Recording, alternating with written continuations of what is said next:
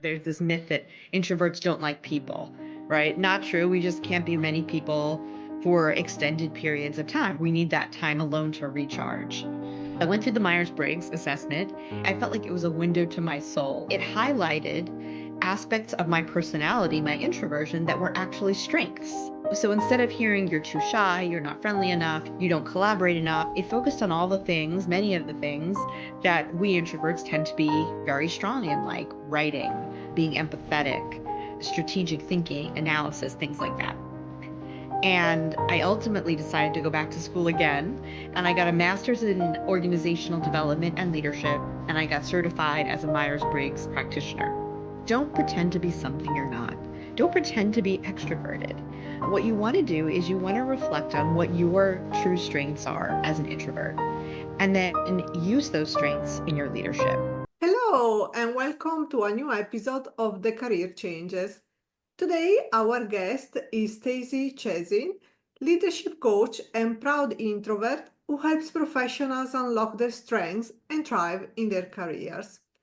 Today, we will discuss her career journey, being an introvert in an extroverted world, and how to succeed in your career if you are an introvert. Hi, Stacey. Thank you so much for joining us. Hi, Elisa. It's my pleasure to be here. So let's start with your career. Can you tell us about your background and what led you to become a leadership coach? Yes. So my background, I think that relevant to your question probably starts when I was in preschool, maybe 3 years old. And that's really the age when we begin to hear messages that wanting to play by ourselves, wanting to have just a couple friends, wanting to read maybe or to build a tower of blocks alone is somehow not as good as playing with more kids on the playground and doing things with others. And at the time when I started hearing that message, I of course did not know what the word introvert meant. I had never heard it. But I spent a lot of my life, decades actually, getting the message that the way that I'm wired, which is as an introvert, is somehow not as good or not enough compared to someone who's extroverted. And I spent a really long time feeling badly about being introverted, trying to pretend that I wasn't introverted. And when I eventually discovered what a gift my introversion actually is, and this is quite, I'm cutting to the chase very quickly here. I decided that I wanted to help other people through my business, which is called the I Factor. I wanted to help them figure this out, not let it take them 50 years like it took me, so that they could embrace their introversion and be a much happier person. Mm. It's so interesting that you take this back to your childhood and that you realize for the first time, without knowing at the same time, that there was a difference between some children and other children. And then later on, you discover what being an introvert means. But so, because you didn't fit in that description or you didn't want to do what everyone else was doing, what actually was your dream job when you were a child? So I think that my dream job, my father was a lawyer and I was very close with him and saw myself a lot in him. And so I thought that I was going to be a lawyer when I grew up. When I think back on it, my father was not introverted. He was an extrovert. He was fueled by other people. He loved to be around people, to engage with people, and didn't need to recharge, I don't think, the way many of us introverts do. So that's what I thought I was going to be when I grew up. And then what did you decide to study? What is your educational background? So I think by the time I got to college, I realized I wasn't going to do that. And I studied marketing and communication in college. I began my professional life working in public relations, which looking back now as an introvert is probably not the best career for someone who is introverted. I did not enjoy it very much. And after a number of years, I decided to go back to school and I got a master's in public health. And I began working in the public health and health policy spaces. And my husband says that I'm a serial student. I love to be in school. And when I had that career, I was continuing to get the message that being introverted was somehow not good enough. And I struggled a lot with showing up professionally in ways that resonated with other people. And I wasn't quite sure why. And then I had the opportunity for one of my employers to take a Myers Briggs type indicator assessment or MBTI. So, for any members of your audience who aren't familiar with MBTI, the world's most commonly used personality assessment. And one of the things it tells you is whether you have a preference for introversion or extroversion. And real quickly, when we use those terms, we're talking about how you gain and lose energy with the world. So introverts tend to be fueled by time spent alone, opportunities to go deep in some subject matter area or deep in a hobby. And extroverts, in contrast, are fueled by engaging with other people, being in large groups, thinking out loud, so to speak. Mhm. And then the reverse applies. So the things that fuel the extroverts tend to drain those of us who are introverts and vice versa. That's so interesting. And also, it makes me think, yes, what drain our energies and what instead recharges. And sometimes it's a combination of things. Doesn't mean necessarily that someone wants to be alone all day or someone wants to Oh, be with people. you're 100% right. It's not an absolute, right? There's this myth that introverts don't like people, right? Not true. We just can't be with lots of people or many people for extended periods of time. Like, we need that time alone to recharge. So it's great that you already recognize that. So I went through the Myers Briggs assessment and I became really curious about it because when I got my report, I felt like it was a window to my soul. It really described me to a T. And it also, for me, it highlighted aspects of my personality, my introversion, that were actually strengths. So instead of hearing you're too shy, you're not friendly enough, you don't collaborate enough, it focused on all the things, many of the things that we introverts tend to be very strong in, like writing, being empathetic, strategic thinking, analysis, things like that. And I ultimately decided to go back to school again. And I got a master's in organizational development and leadership. And I got certified as a Myers Briggs practitioner. Oh, that's amazing. That's super interesting. I like it. And I tell my husband I'm done now. I No more never heard school. anyone on this podcast, I think, sharing that. So I think you're the first one. Okay. And so what do you do with that? It's super interesting. It's really interesting. Yeah. And so going through this course, I'm going through my graduate degree in organizational development and leadership. A common theme across the whole program, when I looked back and reflected on it, was leading from a place of self-awareness. Meaning you need to be familiar with who you are, the good, the bad, the ugly, but especially the good, to be able to be an effective leader and to connect well with people. And when I combine that with the Myers-Briggs certification, I realized that, and the fact that I recognized my introversion and had learned how to use it as a gift after all of these years, I started blogging about it. I started writing about, for example, how hard it can be as an introvert to go to a big conference, or how hard it is to network, how challenging it can be to speak up at meetings. And a lot of my writing was really for me, just to get it down on paper. It felt cathartic. And I published some blogs and I started hearing from people telling me how much they had connected with what I was writing and that they had felt seen for the first time as introverts. And I had this epiphany and I realized this is what I'm meant to do at this point in my life. I've had decades of work experience. I have these degrees. I did this certification and I've learned all these things about ways that things I wish I would have known 30 years ago 30, 40 years ago. And I now work with other introverts to guide them to figure out how can you identify what your core strengths are as a human being, as an introvert, and then use those strengths to create career goals and create a plan for reaching those goals, all in ways that tap into their strengths. Mhm. And so it seems that being an introvert in an extroverted world is something that can be quite challenging. Yes. How did you actually, what type of challenges did you face in your career and how did you overcome them? A big challenge for me was one of the big ones, I think, was convincing other people and educating other people about the fact that the way that I am going to do my best work, the way that how they're going to get the best work out of me, how we're going to have the best relationships is not going to be in ways that extroverted people do it. I know that I appreciate collaboration, but if you are my manager, my boss, and you are extroverted and you have extroverted expectations of me, you might think, okay, we're going to get our best work out of Stacy and her colleagues if we collaborate all the time, if we meet throughout the day. I'm going to ask Stacy to network with as many people as possible so that she can, let's say, build our customer base. But if I do things that way, I'm not going to show up as my best self. They're not going to get the best of me. So part of it is communicating with other people to let them know, hey, when I have an opportunity to balance collaboration with solo work, when I have opportunities to submit my ideas in writing rather than having to come up with ideas on the spot and think out loud like extroverts prefer to do, I'm going to be able to contribute so much more. You're going to be happier with my work. I'm going to form stronger relationships with other people, and I'm going to be a happier employee or happier teammate. So I would say that that would probably sum up the biggest challenge of being an introvert in an extroverted world. But I can share others if you'd like.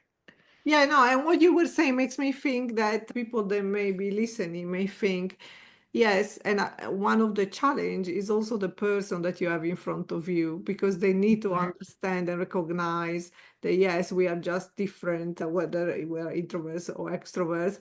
But sometimes, and maybe now it's a little bit different, it is changing, but I think until recent times, it would be more sort of an expectation that everyone behaves as an extrovert, let's say, especially in the Yeah. corporate world.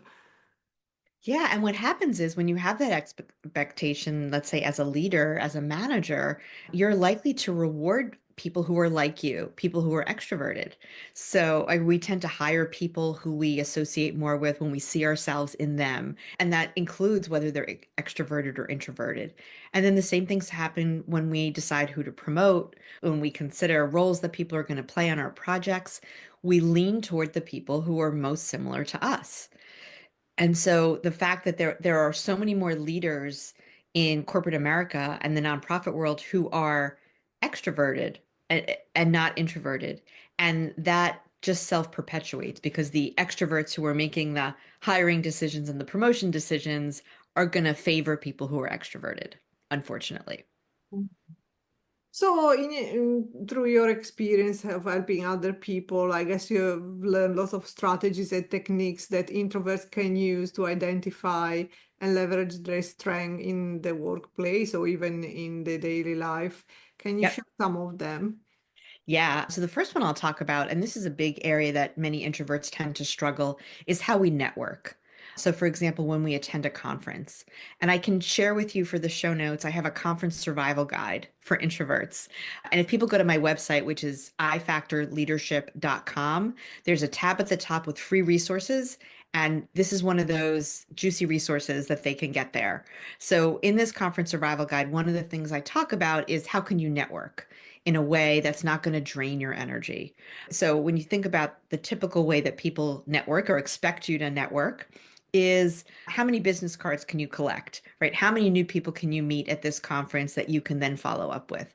But for an introvert, if you try to go at it that way and try to maximize the number of people you meet, you're going to be exhausted.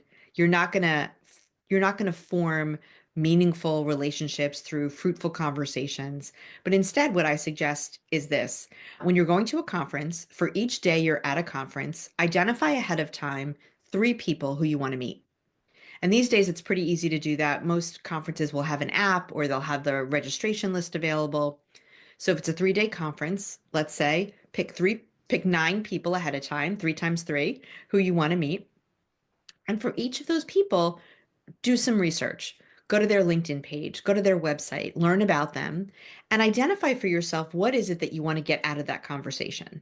For example, maybe you want to discuss a paper they published. Maybe you want to get advice on a particular business strategy, or maybe you're actually looking for a new job and you want to network with that in mind. Identify your goals, give yourself a couple bullet points that you have handy that you can refer to. You can put them on your phone. And then each day, try to find three of those people. Once you've met those three people, you're done networking for the day. Let yourself off the hook. Relax at the cafe, go up to your room and rest, whatever it is, but let the pressure go away to meet more people on that day. And so what that does, this approach, it taps into your strengths as an introvert, which is always my approach when I'm giving advice and coaching. And so as an introvert, the strengths that you're using here are we're very good at preparing. We're very good at collecting information and deciding how to act on it. And then the third piece of it is the follow-up. So when you come back home after this conference, reach out to the person on email, on social media, recap what you talked about, what you appreciated about the conversation, and suggest how you might take a next step together.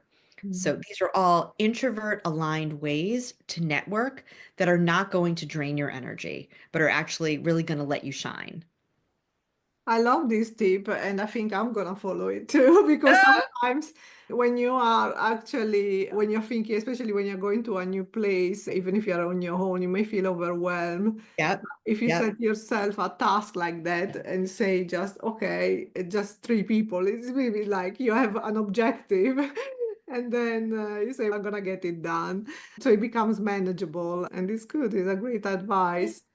Yeah. And then the other strategy I talk about, and this is something that's hard for a lot of introverts, is having your voice heard at a meeting. How do you interject? How do you speak up and do so in a way that lets people recognize the expertise and gifts that you bring to the table? I have a resource on this as well on my resources page. It's a meetings playbook for introverts. And one of the things I suggest in there as an introvert is you want to make sure that for any meeting, you get the agenda ahead of time.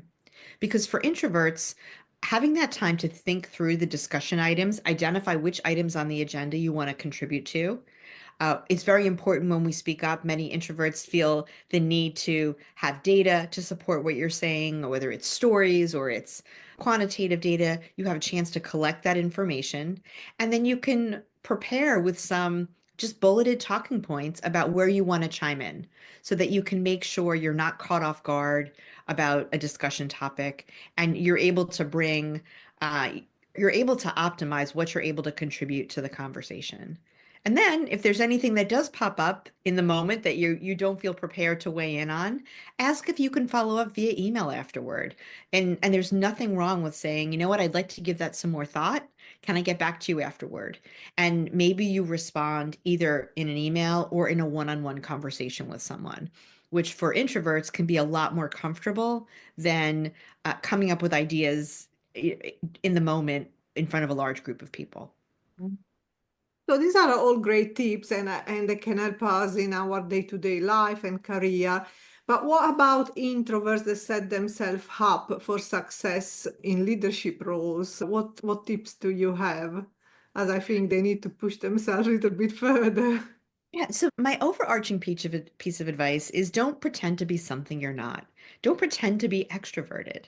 What you want to do is you want to reflect on what your true strengths are as an introvert, and then use those strengths in your leadership. And there's a method I use in my coaching practice. I use a framework that's called appreciative coaching.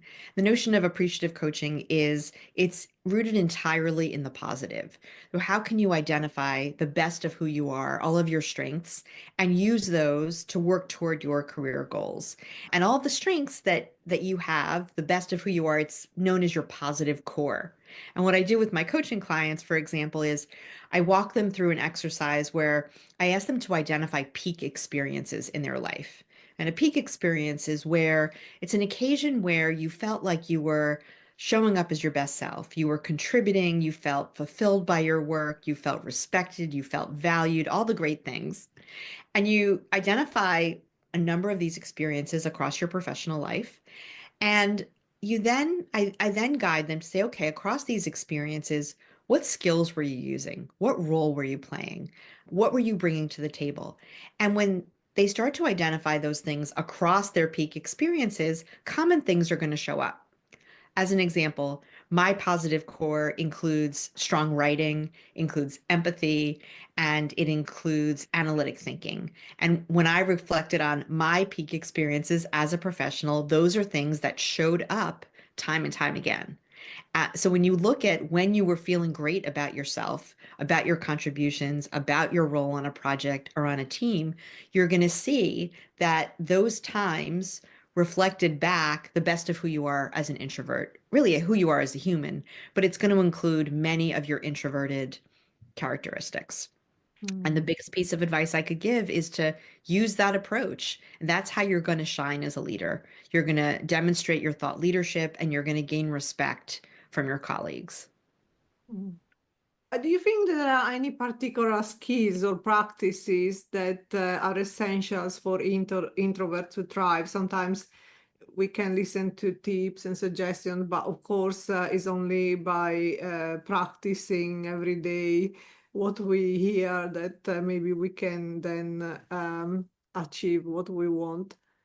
Yeah, I think a priority practice should be protecting your energy, structuring your workday so that you have breaks, that you can. I recommend that people task batch, which means scheduling your calendar with the same types of tasks for a few hours. That could include doing all of your administrative work at once, doing your creative work in another time block, doing your strategic work in a third time block. And what that does is it prevents energy drain because when we switch among different types of tasks, so if you do something administrative and then creative and then strategic, and you're going back and forth, it drains our energy. And introverts are especially susceptible to that. So if you can limit the number of times you're switching back and forth between types of work in a given day, you're likely to protect your introverted energy a lot more, which is going to help you feel better emotionally, physically, psychologically, and will also help you do better work because you're able to show up as your best self. In your practice, how do you tailor your coaching approach to help introverts maximize their potential?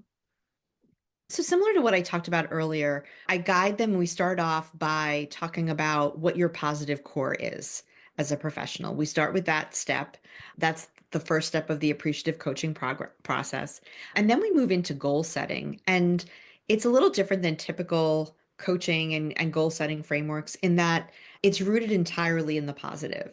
Someone isn't saying, I want to, let's say, I want to minimize the number of times that I offend people by working by myself. It's I always guide them to flip the aim statement so it's something positive. Something like I want to maximize the relationships that I have with my colleagues. I want to be an inspiring speaker. I want to feel energized and motivated at the end of my work week. Things like that. And then once we set that up, then the question is, what's the plan for you to get there? And that plan, it includes big things, but it also includes, and this is super important, daily habits for them to get into that are going to slowly move the needle to get them toward that goal. As an example, if your aim in my coaching program is to optimize your relationships with your colleagues, one of your daily habits might be each and every day, I'm going to reach out to one member of my team on something that is to give them positive feedback on something they did. And that's something that's very easy to forget to do, right? Many times we're only focused on giving feedback when it's negative or when someone does something wrong or they need to improve.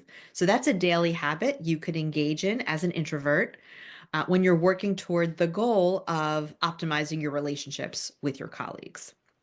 The Mm. habits are big.